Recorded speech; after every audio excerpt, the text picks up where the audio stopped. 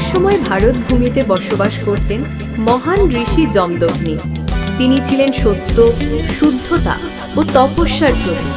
তার স্ত্রী রেণুকা ছিলেন অপরূপা, পবিত্র এবং ভগবতী ভক্তা।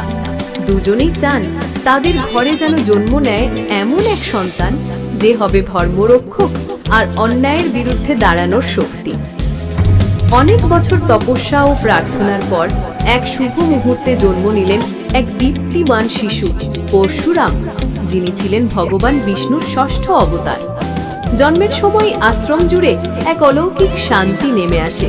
দেবলোকে বাজে আনন্দধ্বনি, পৃথিবী যেন নতুন আলোয় ভরে ওঠে। সবাই বুঝতে পারে এই শিশু সাধারণ কেউ নয়, ধর্মের ভারসাম্য রক্ষার জন্যই তার আগমন। শৈশবে পরশুরাম ছিলেন সাহসী, শান্ত এবং অবিশ্বাস্য রকমের তীক্ষ্ণ বুদ্ধিমান। পিতা যমদগ্নি তাকে শেখাতেন বেদ, শাস্ত্র, তপস্যা, কৌশল ও আত্মসংযম। মা রেণুকা শেখাতেন করুণা, ভক্তি, নম্রতা আর মানুষের প্রতি মমত্ব। পরশুরাম ছোট থেকেই দেখাতেন অস্বাভাবিক শক্তি ও অতুল প্রতিভা। এক হাতে ভারী ধনুক টানতে পারতেন, মুহূর্তে শত শত্রুকে বশ মানানোর বুদ্ধিও ছিল তার মাঝে। কিন্তু অহংকার ছিল না বিন্দুমাত্র। তিনি সর্বদা বিনয়ী, শান্ত, ভক্তিময়।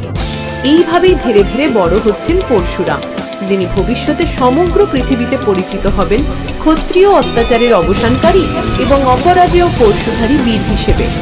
ভালো লাগলে একটা লাইক, শেয়ার ও সাবস্ক্রাইব করে দেবেন।